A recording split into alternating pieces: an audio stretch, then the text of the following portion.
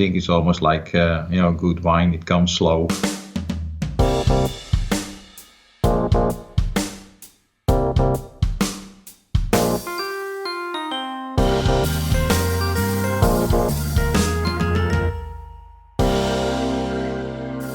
Hello, print friends, and welcome. I'm your host, Miranda Metcalf. Each week, I chat with artists who use print-based media to do something beyond the expected. This is a bilingual podcast, so if you subscribe to us, you'll be getting episodes in English with me, as well as in Spanish with Ronaldo Gil Zambrano. Together, we speak to printmakers around the globe about their practice and passions in the world of printmaking. Hello Print Friend is brought to you by Speedball Art Products, who've been offering a diverse range of high-quality products to your creative practice since 1997. But we all know that these products do not use themselves, and that's why Speedball works with a fantastic lineup of contemporary printmakers who make up the Speedball team of demo artists. Artists like Chris Estrada, whose interest in exploring visceral reactions of inclusion and exclusion through the implementation of imagery present in any town, USA. Whether portraying the welcoming invitation of warm neon or the ghostly abandonment of a deserted strip mall, his intentions are to transport the audience to the physical and mental state of having nothing to do and nowhere to go. So, if you want to learn a few tricks of the trade and expand and improve your practice, head on over to Speedball's YouTube channel to see how it's done. There's a link in the show notes. My guests this week are Jan and Esther Elzinga, also known as Mr. and Mrs. Woodzilla.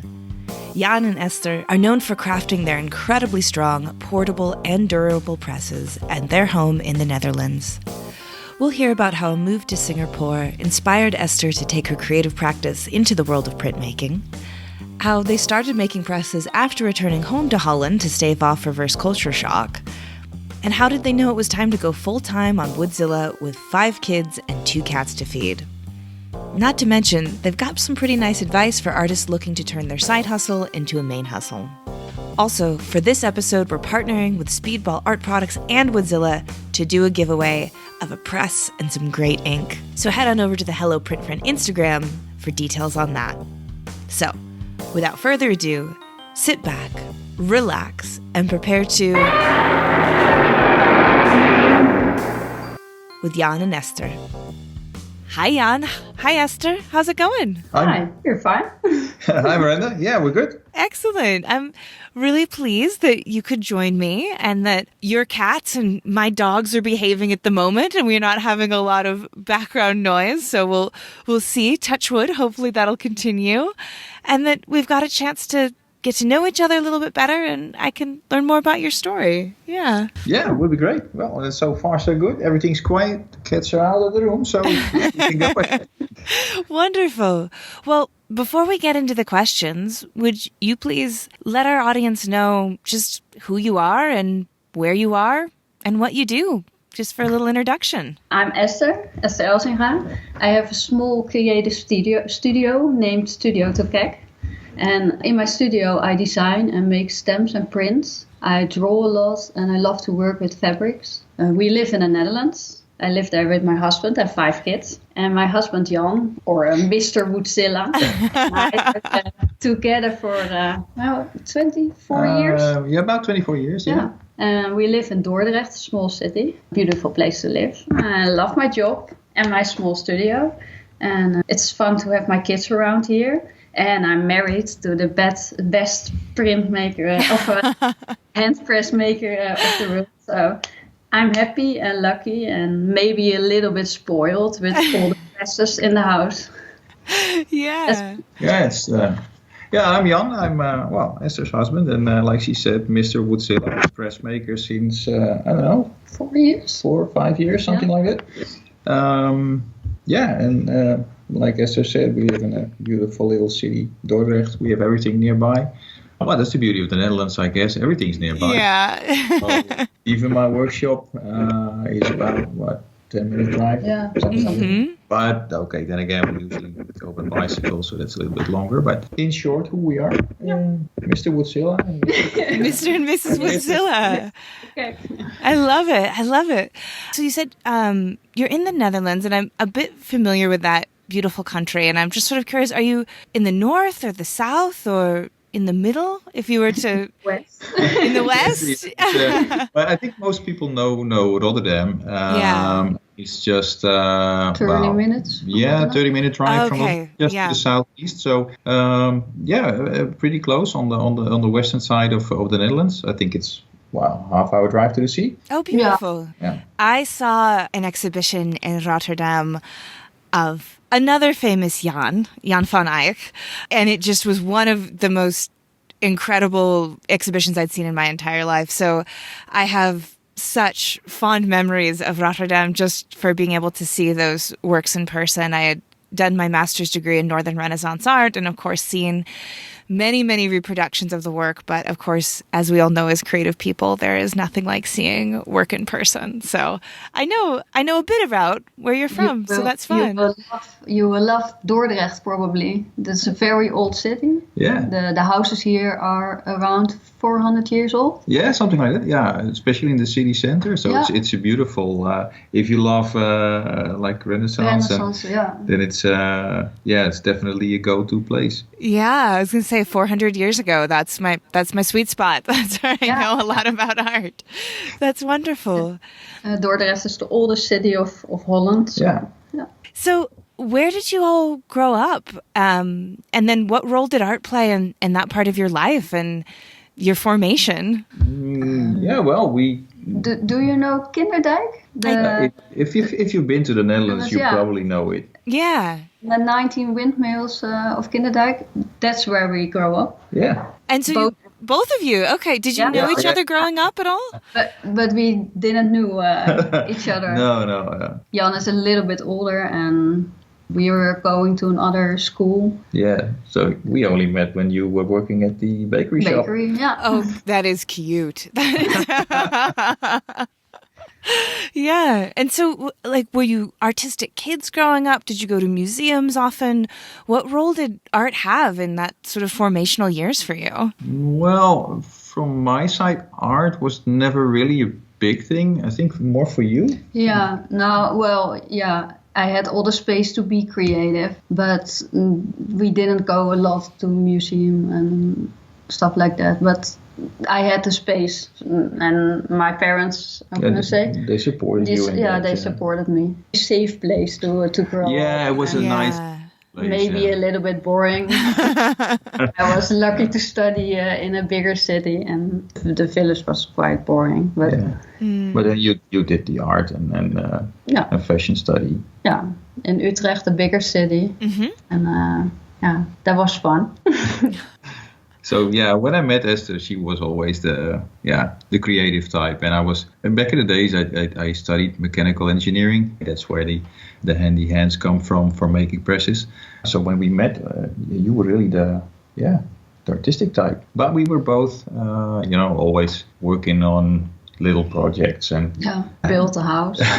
Oh wow, really? Built the house, or doing some work on a motorcycle or a car or whatever, and so it was we were always busy. And then when the kids grew up, when we got married, and we got the kids, I think that stayed. I mean, you kept on doing your creative work, and I was when I was around, I was doing the house.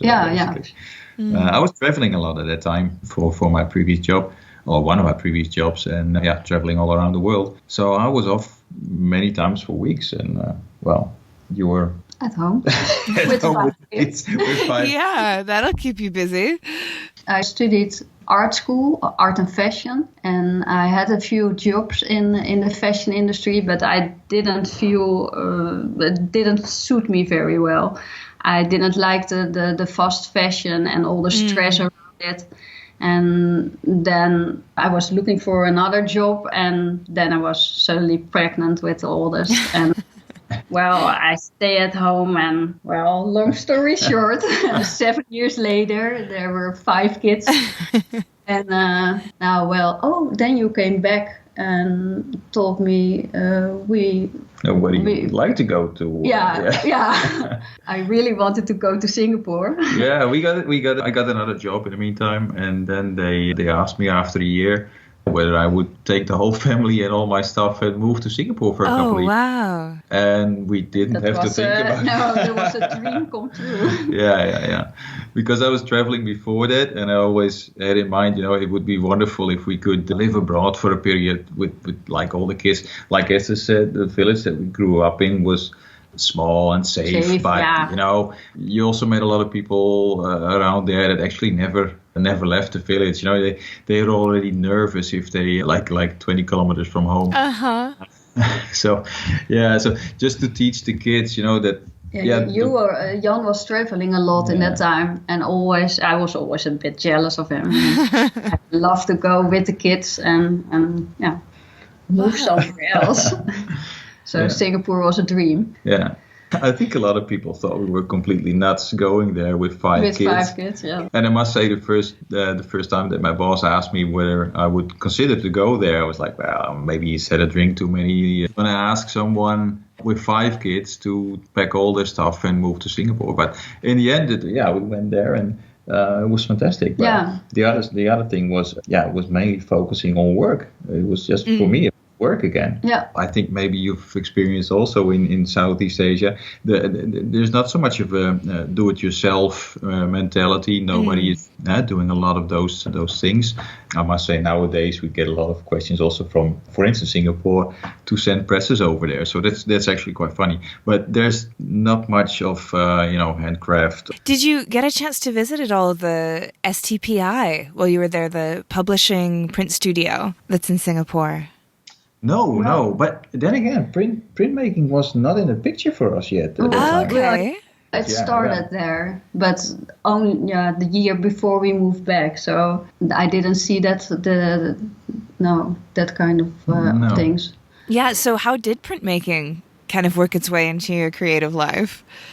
I think it started with the beautiful fabrics on the markets in Singapore and the rest of Asia. I really was interested in the process of the batik and the other printed fabric. So I started to do it myself, but very easy with an eraser, and reused other materials like plastic bags and stuff like that. I think the last year I found somewhere a little speedball block, and that was my first real block that I carved, and then I was hooked. Yeah, absolutely. And so you're saying you're using plastic bags, did you say? Yeah. Yeah. I painted on the bags and then I printed it on fabric, and it's quite beautiful, actually. Oh my gosh, that's a very clever at-home monotype. I imagine too you could get all kinds of textures too from the plastic, and it's a whole new side of printmaking. Wonderful. And so you're kind of exploring printmaking. You're living in a part of the world that, of course, is just so full of color and sights and sound and incredible food and all of that. And I'm sure being inspired. And so at what point did you say, we should make a press? We don't have enough going on. We've got 5 kids. We're living abroad. We should also take on. No, we first moved back. And the first year was quite hard for us, because we didn't like the whole Dutch life again. The rain and the cold, and the kids were moody, and we needed a year to land. Yeah, at least, it took us quite some time. I mean, moving there was easy, but then going back wasn't. Moving back was the hard part. Yeah, definitely. After a year, we said, think positive again, and let's move on. The kids can do it, so we can do it as well. Yeah, we really had to re-grab ourselves and move on. So I started Studio Tokek, and Tokek means lizard in Bahasa, in the Indonesian language. And that's because I love the little lizards in the house, and I hope to bring that sunny feeling that I had there to my little studio here in the rainy Netherlands. So now I started Tokek, and I have a super small home studio, really, really tiny, and a little desk in it. And then I was looking for a press that was strong but small. And it was a thing, I couldn't find it. We both searched for it, but... Yeah, and the ones that you found, they looked a bit, flimsy or, well, easy to break. And while she was used for everything that I made, it was good quality, bomb-proof, so to say. So then she asked, well, can you make something like this? And I thought of the design and thought of a way that, I would make it in a way that it would be sturdy enough to handle the pressure that had to generate. And I was just looking at things, ways to improve it, the designs that I saw, and just from the function, trying to make something that would work. Yeah, that's how the first press came in. Yeah, I think after a week you had a kind of prototype, and we tested it, and we were, oh wow, it's working. It worked really well. Yeah, and it actually was completely off from the design that we have nowadays, because of course you learn along the way, but. So we changed the design again a couple of times, but the first one worked really well. Yeah. That's basically, You're inspiring me a bit here, because I'm experiencing a bit of that reverse culture shock, Southeast Asian homesickness myself, having moved from Thailand 6 months ago. And, we're in Santa Fe, which is the desert, but it's the high desert, so that the winters are very, very cold. And I'm just thinking, listening to you two, I'm like, I think Tim and I need a project, It was the same here. Same here. I think it saved us. I was just about to go and say the same, but it really saved us. It really gave us some goal in life, and of course we were really lucky that, of course, when you were already active on like Instagram, and that's where we got you posted some photos of the press, and that got some attention, and one thing led to the other.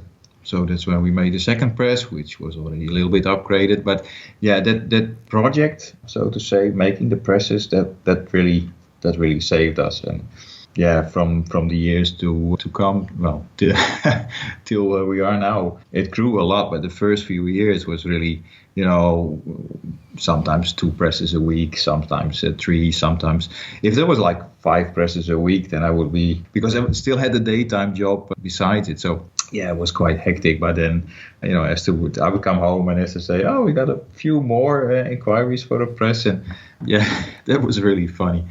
Also because I was making everything from my little shed in the backyard, which is actually only, a yard is close to a meter, right? So it's about 9 square yards. So that's close to nothing. Yeah.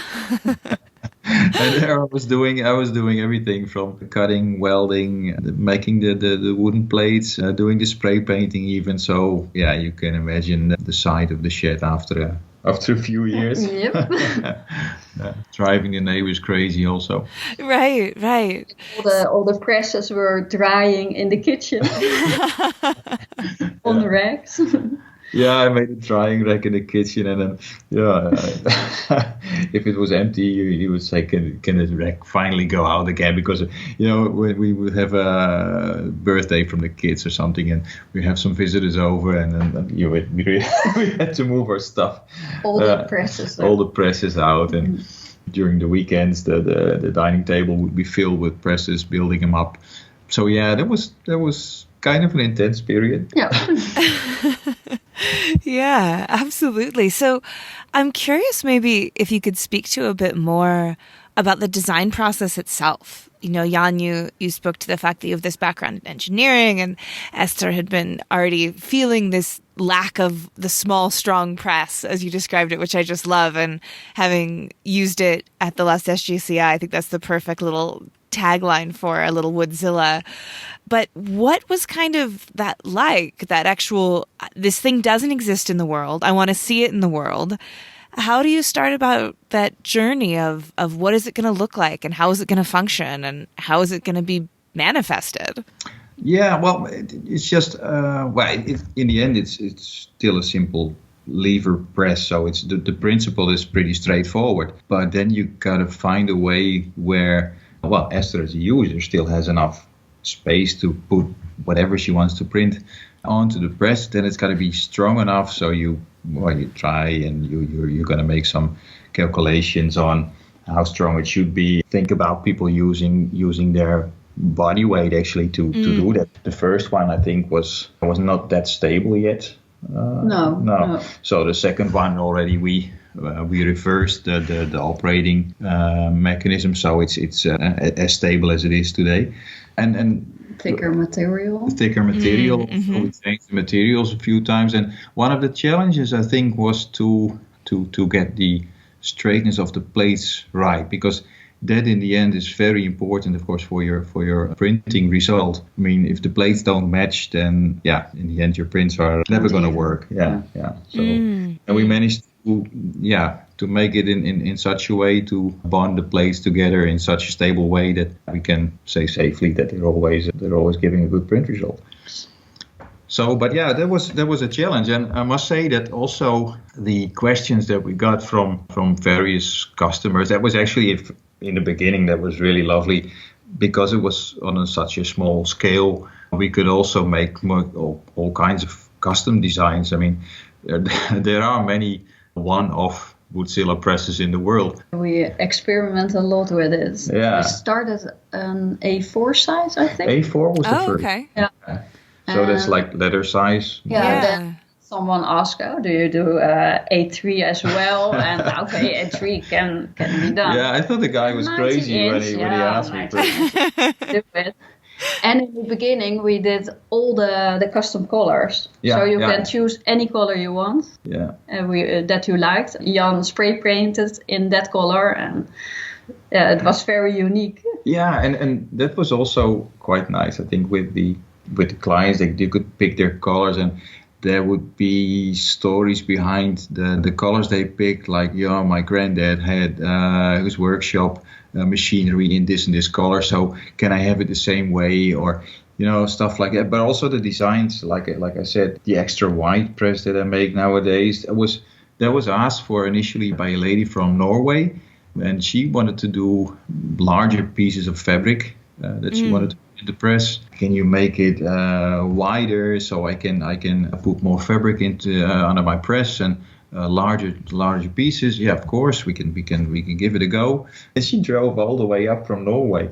She was visiting to pick it up. She was going to visit some relatives in the UK, and on the way to the ferry she picked up the press. There was actually those stories. But those are funny stories. The context that we had with our clients. Also, a guy in the US, he wanted to have a press 16-inch square because he was running a record store, and he wanted to do printing on the covers for the records. So all those things. At that time we could do that because it was only 1, 2, 3 presses a week. So but it was a really learning process. And during that process, of course, the presses more or less they evolved to where we are now. Then it became too many. Then it was to keep in the house. It was really crazy. I mean, the whole house was filled with presses, and all the packing materials were upstairs in the kids' rooms. Oh, I bet. Crazy, Yeah. I wonder if you could speak to actually a little bit about that kind of tipping point, where you realize that, okay, this Woodzilla operation is taking off and something has to shift with it, that it's not sustainable anymore. Because I think a lot of people in the arts or in creative practices, they'll have that moment where they're just screen printing T-shirts or something, and then all of a sudden it's a few a week, and then they're realizing that they're essentially working 80 hours a week because they have a full-time job and they're doing this, and it's taking over their house. And when do you kind of know, or when did you know that it needed to take the next step? And how did you go about kind of deciding, that's where you wanted to take it, and not, let's just pare back, let's just only do custom presses, and that kind of negotiation? Yeah. I think it's 2 years ago now that you stopped. No, already a little bit longer, because 2.5. in the current workshop we're already there for 2 years now. Oh yeah. So let's say about 3 years, I think. 3 years ago we moved to, that was a slightly bigger shop, or actually more like an additional storage space. So I still did all the works in my shed here in the backyard. But then we had the additional storage space because things were just getting out of hand. The whole house was filled with materials, and the neighbors were going crazy, of course, of trucks. I mean, you have to imagine that, like we said, Dordrecht, small town or small city, and the streets are not narrow really street. Yeah, 400-year-old streets. Yeah. So, then the truck driver has to try and squeeze his truck to offload some steel, and then the neighbor would start complaining again, where are you going with all this steel, and what the hell are you doing? So, and of course, when it's really interfering with your normal life, that's where you have to say, okay. And you had your daytime job at that time. I still have my daytime job. So, but then the presses were, of course, they were controlling the house more or less. So, but it was a big step to stop the normal job. Yeah. Mm-hmm. And with 5 kids. That was a bit of a risk because, you still have to pay the mortgage and all your bills and 5 kids. There's got to be some food on the table. So you really have to be confident that you can generate some income out of it. And that took us quite a time to decide to really do that, to make that step. Yeah, absolutely. We are lucky with this. We never felt sorry for it. It was a fantastic step. Yeah, it sounds like. And so what does the Woodzilla production look like now? Well, it's basically still me. Yeah. Still Jan. It's still me, and luckily my father-in-law, he's helping out a lot. He's already retired, but he's he's always been working all his life. I think since he was like 14 years. Yeah. Now he's 76. 75. Yeah, 75. Yeah, so 75 years old and he's still working. I mean, he's strong as a horse. It's unbelievable. He's basically helping me out with the press plates, doing the coating process on that, and that's actually quite time consuming. So most of the times he's there before me in the morning. So yeah, he's a busy bee. But he's helping me out a lot. Sometimes one of the kids is helping me out as well. The big boys can help.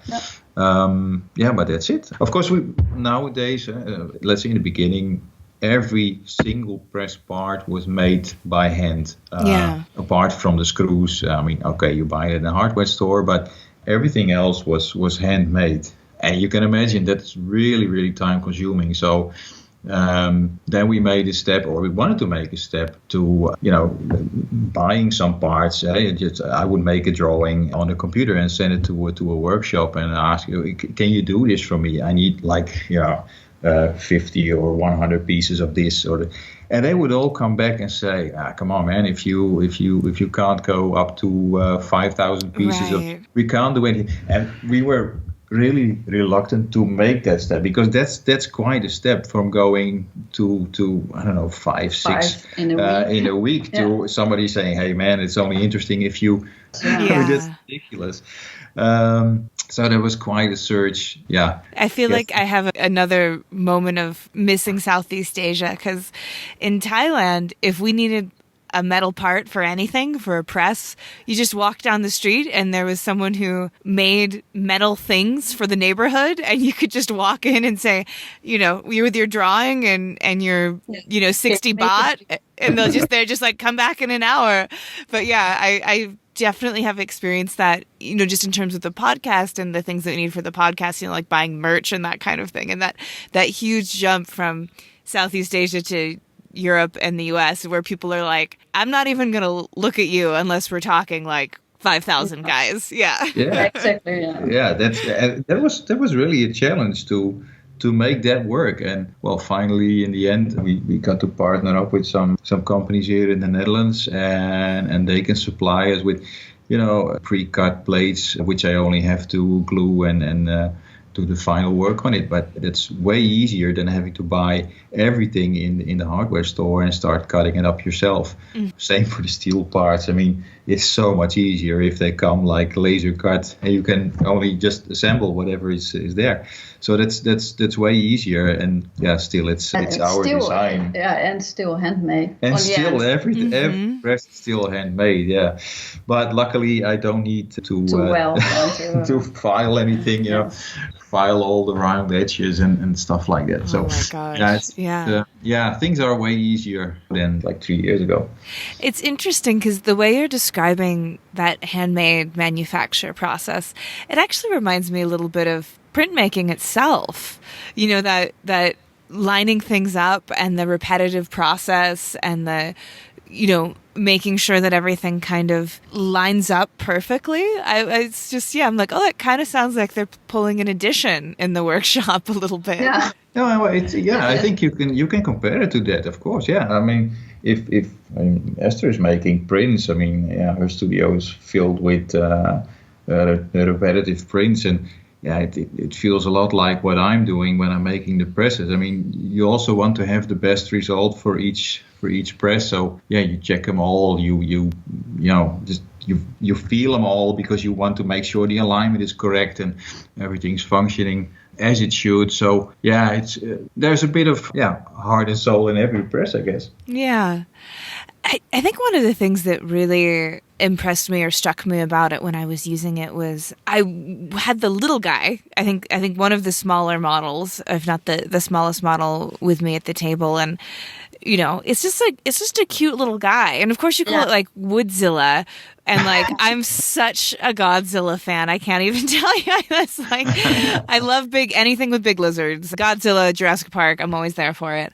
And, you know, we were working on printing, and the first time I really kind of gave it a tender little nudge and pulled it off, and it made, you know, a good impression. And then I did it again and inked it again. And then, you know, really gave it like a good, like, elbow grease kind of pull, and just got this beautiful, crisp, you know, totally even print from it. And it just felt so strong and solid, and like you really could give it what you got. And I guess I'm wondering how that durability is kind of built into it. Is it the materials? Is it the kind of welding that happens? Like, it's because, you know, you got to really make sure that they can sort of withstand many, many different people's pressure and torque and all of it. That's actually the Woodzilla secret. Proprietary. It's okay. Yeah. For the first one, I think that we still have some pictures lying around somewhere of me testing the first presses. Yeah, standing on it. Really? Yeah, you make a calculation and think, okay, this should be good, but if somebody really misuses the press, what's going to happen? Okay, let's just stand on it. And I'm like, even on the smallest press you can stand. Yeah, you can. So if you can't reach the top shelf, you can always use a press as a little step. But yeah, I tested it, just proof testing. Let's see, just test it until it breaks. Yeah. But it didn't. It never did. That's great. And so is that sort of the part of where the name comes from? And so, you know, your logo, you've got these little jaws kind of with the opening and closing of the press. So there is that fact that it does have could be a little monster, but is it also its sort of durability as well that was the motivation for the name? Yeah, I think it was. Now the wood part, I mean, I was always into woodworking as well, and yeah, before we started with the presses, I was always working in my shed doing some woodworks. I made all kinds of, from wood furniture to whatever. Beautiful chairs here. Handmade. Handmade chairs, yeah. I was sitting on one actually. I made those all myself in my little shed, and that's where the love for wood comes from, and really love working with it. But then the presses came in, or that started, and of course we realized that we're gonna, you wanna personalize it a bit, give it a logo, and Esther was giving me a hand on that. What do you want? And I said, well, I'd like to put some distinctive tools into the logo, bring the wood back into the name, and no, it didn't take much. It had to be strong. It had to be strong. So it had to represent strength and durability. So yeah, that's when all of a sudden somebody came out, oh, let's say Woodzilla. Yeah. I love it. And then Woodzilla was born, yeah. And then you've relatively recently had a partnership with Speedball too, right? And so how did that come about? And how has that kind of become a new chapter in the Woodzilla legacy? Oh, yeah. Well, actually, it's a big chapter. And, well, we've only started reading, I guess. Well, Esther, you had the first contacts with Speedball, being a Speedball artist? Artist, yeah. They asked me, and I think it was like 3 years ago. Yeah, something like that. And yeah, so from that moment on, we got the first contacts with Speedball, and through Esther there was some contacts, and they were interested in the presses, so we sent a few over, and they said, actually I was already selling a lot in the US, but of course they have such a big network. And then they said, okay, can we join and become your distributor in North America? And one thing led to the other, and before we knew it, we were packing pallets full of presses. It was really unbelievable, and well, it was. I think the last shipment went out last week, 2 weeks ago. Yeah, 2 weeks ago. 2 weeks ago. Yeah. And it's amazing. So many presses going to the US, and so many positive feedback that we're getting from that through this partnership with Speedball. So that's fantastic. It's something we would have never expected, like when we started 3 years back. Yeah. I think that kind of speaks to, in a way, something that I've been sort of relearning, having been out of the States. I grew up here, I was born here, but I was gone for over 3 years. And coming back and just learning, my goodness, there are a lot of printmakers here. Like, it really is a really big and vibrant market. And of course, I've met wonderful printmakers in the other countries I was living in, but just the sheer scale of the people who are here in the States who are excited about printmaking and want to have that community and want to be a part of it. It's really kind of impressive and almost a little bit overwhelming as someone who interviews print people. It's like I came back 6 months ago and I was like, oh my gosh, that's right. There's a lot of people here to talk to, from being abroad. Yeah. So I think having a partner like Speedball who already has that established reach and that good reputation stateside, I can imagine that's got to be just, really opening up that whole world to all of the people here who do printmaking, because there's a lot. Yeah, and that never stops amazing us. I mean, realizing that there are so many people into printmaking. I mean, when we started with the presses, we were always a bit reluctant on, this has got to end somewhere. Not everybody wants to have a press, and how many printmakers can there actually be? And then you start more than I thought. yeah. Start drawing more attention, like via social media, and so many printmakers start connecting and started following, and you really realize that there are so many printmakers all around the world, and in places that you're like, oh my God, you never expected, really, from Alaska to New Zealand to I don't know where. It's Japan, Korea, wherever they go. It's unbelievable, and you still get messages from all around the world from printmakers that are interested in these presses. So it's and now the partnership with Speedball is drawing even more attention, and like I said, it never stops.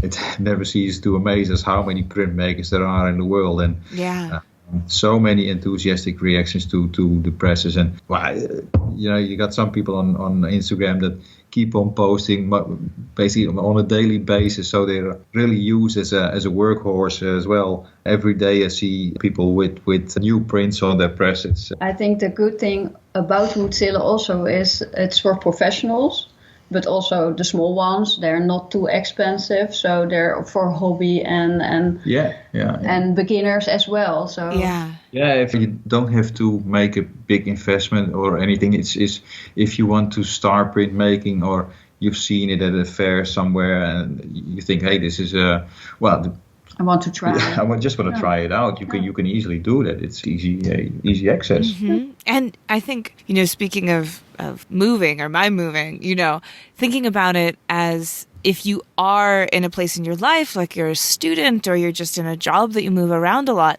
the ease of taking a press with you, I mean, that's always such an issue for printmakers. But a little sturdy little Woodzilla, you could truly put it in your checked baggage and end up on the other side of the world and pull it out again and have your studio. It's really wonderful. So do you know how many you've made at this point? Have you been tracking, from day one, how many little Woodzilla babies are out in the world making prints?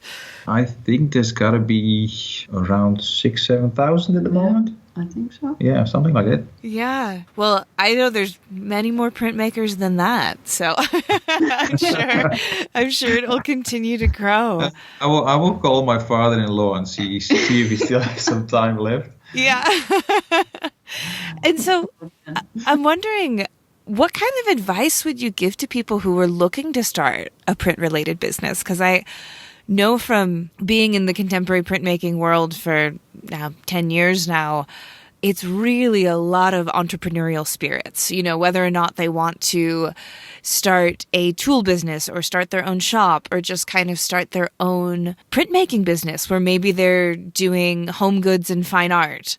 A lot of people in our world really do want to build something for themselves and see it successful and step away from their day jobs and still keep food on the table. What would you tell them, or do you have any words of wisdom for people who are thinking about making that shift? Well, that's a good question. Like for our situation, we've always stayed on the safe side. I mean, we've only stopped our day job until we were really convinced that we could make some money out of it. And we didn't want to take the risk to do any major investment. So we were always like, okay, now we see some money coming from it. We're going to invest it back into the company and slowly see it grow. So that's one of the things. I mean, if you want to keep up with the growth, I think, of your company and see that it's actually profitable, I think it's almost like good wine. It comes slow.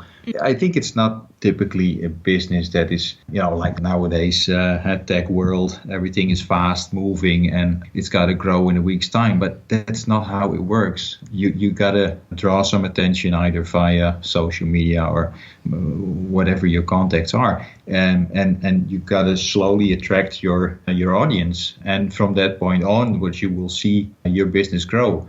And if you have a good idea and a good product, in the end, it will sell itself. But it's, it sounds a bit old-fashioned, I guess. Yeah. But for us, that really worked. Just take it one step at a time. Don't throw yourself into big investments, and because that may take ages before you earn it back. And maybe the good idea that you have today, in 2 years' time, somebody else will walk away with it. Or will do the same, so you will see your turnover going down. So that's always a bit of the risk, I would say. So one step at a time, and if you have a good idea, it will surely sell itself. But I would say be a bit cautious, because there are so many pitfalls if you start your own business, and rushing in. From our experience, is never going to work. No. I think that's similar to some of the advice I give people when they ask about the success of the podcast and how did you do it? And it's just like very slowly, very steadily, kept just trying to make something good and just focus on making something good. And when you do that, people will find you. Your audience will find you. Like, we live at an incredible age of reach with social media and the internet, and people being able to just send links, like, hey, check out this website, check out this Woodzilla thing. So the word does sort of naturally spread, and that's really the best payoff and the best stability you could ask for, I think, is that kind of natural growth. And that you don't need to reach everyone in the whole world, you just need to reach the right people. And that can happen through that slow and steady, just make good presses for a couple years, and then people will say like, hey, these presses are really good. But that's exactly how it worked for us. I mean, now you see all kinds of, even schools, everyone's asking for the press, because they've, like yourself, they've either worked with it, or they've seen it somewhere, or they want to give their students the opportunity to work with it. But also experienced printmakers are coming back. Last week, I guess, I sent one out to, I was actually quite sweet. It was a guy that was buying a press for his father, 93 years old and still going strong in printmaking. And he was coming back to me, oh, my dad really loves it. And that's, those are the things that really give the energy to keep on making presses. I mean, that's really fantastic to get that kind of feedback. What are you all looking forward to? What's on the horizon that you maybe want to share with people? Yeah, of course. Well, we've, like you said, only recently we've come up with a partnership with Speedball, of course. More is coming out of that. We are also expanding or trying to help Speedball expand the business a bit on this side of the world. I mean, Speedball is a well-known brand, but here in Europe, it's not as easy to get. So we're trying to help out as well on that side. And when it comes to the presses, we want to... Awesome. Yeah, we get a lot of questions from all around the world because the word is spreading, the quality of the presses. And like, for instance, Australia, we've got a lot of questions from Australia. So now we're getting in touch with larger companies to do distribution in, for instance, Asia or Australia as well. So that's on the horizon for us. Yeah, trying to expand that part, making it more easy for people to get access to the presses. And that's actually still that growth comes slow but steadily. That's one of the things, and we also want to try and keep up with demand that we currently have for Europe and of course for the rest of the world. So one step at a time, but there's still a lot more presses to come, I can assure you that. Yeah, well, I was just thinking actually when you were saying expanding into Asia, I've spent some time in Japan and like places like Hong Kong where people will live in pretty small apartments. And so that idea that you could have a little Woodzilla and have access to that creativity, and it's only taking up, just a little tiny corner of the smaller spaces, that I can imagine would be really special and important for people. So that would be a wonderful place for Woodzilla to go. Yeah, it definitely is. And if I look back over the past few years and where the presses already went to, then it's really amazing. Pretty cool. It's from Mexico, Brazil, Korea, New Zealand, Singapore, Japan even. So there's so many presses all around the world. It's like it's like a drop of oil in water. It's spreading fast. Yeah, I'm just imagining you all, standing in front of a map of the world and the little countries lighting up, like a supervillain as the Woodzilla, is like, yes, we've got Korea now. Yeah. Yeah, but it's so much fun because a lot of the places. I think you have the same thing, especially if you've been living in Southeast Asia. If you visited the places and then you send you're sending a press to Thailand and of course you're googling where's my press going? Yeah. Where is it? And then you go, but this is close to. Hey, we've been there. That's really fun. Very cool. Well, how can people find you and follow you and see the beautiful presses, and then also, of course, follow Esther's art as well? Well, the presses can be found either on Etsy. We started selling on Etsy at first, so that's Woodzilla shop at Etsy. And we've, since about a year now, we have woodzillapress.com, where you can find our web shop and find all the types and all the lovely colors that we have in stock. Yes, I was just admiring the other day the mint green. Yeah. I reckon that one's rather popular. It's gorgeous. That's really popular. Yeah, I just finished a couple today, the A4s, but they go fast, really. Yeah. Yeah, they're a great color. And then there's, of course, the Instagram Woodzilla, which is also really popular. I have my website, www.studiotokek.com. Sorry, it was Dutch. There's a blog on it with some prints for some info about fabric printing and all the materials I use. And you can find something on the Speedball website as well about me. Oh, I have an Etsy shop, of course, with a lot of stamps on it. Lovely. Yeah. Beautiful. Well, thank you both for letting me borrow an hour of your time and telling such a beautiful story about your Woodzilla presses coming to life in the world.